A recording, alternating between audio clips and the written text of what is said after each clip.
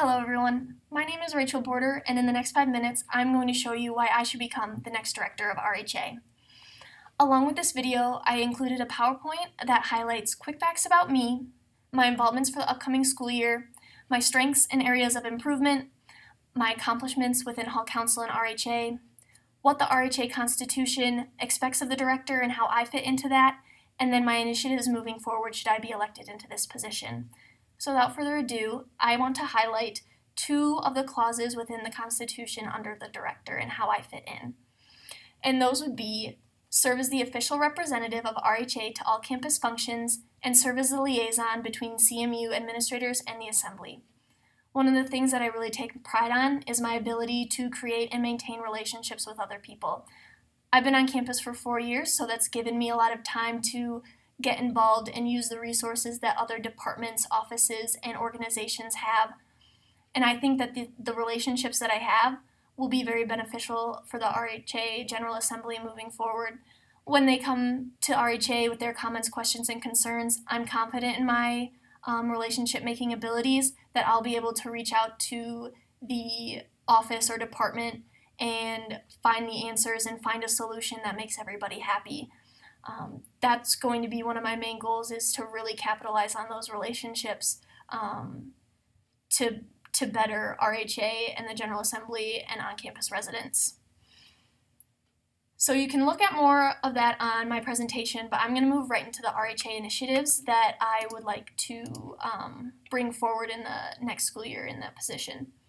And so one of those is improving upon the relationships between RHA and RHDs and their paraprofessional staff.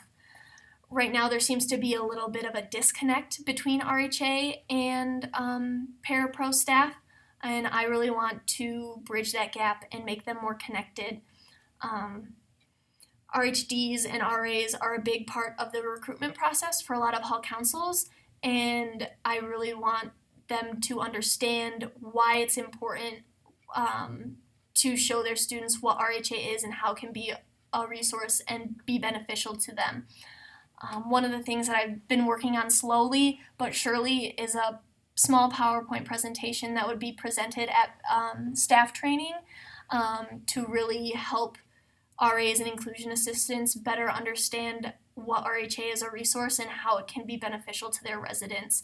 I think by having this included in their training, we'll have a lot less questions and a lot more participation from the paraprofessional staff moving forward. Along with that, I'd like to use their Learning and Community, the link that paraprofessional staff have, and other resources to improve the RHA guidelines. Right now, they don't exactly align with each other, and I think it would be a lot easier for both the RHDs and staff and RHA if there was more of a connection between what we're doing with the RHEs and what they're doing within their communities.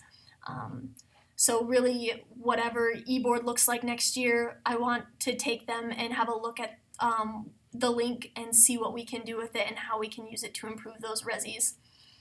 Along with RHEs, I'd like to incorporate other offices and RSOs on campus to aid those RHE categories. For example, with the diversity and inclusion category, it makes a lot of sense to pair that with the Office of Diversity Education.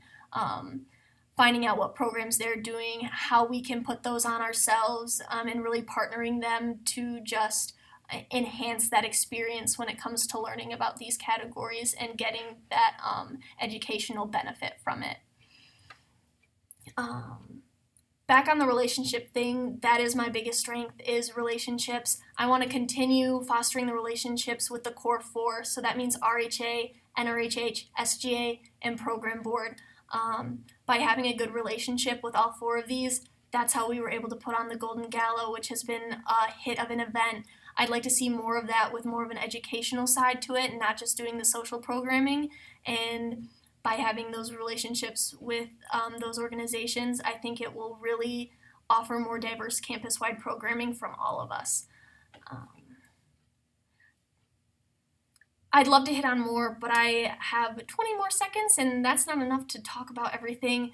So please have a look at the presentation and kind of see what other things are going through my head when it comes to me running for this position.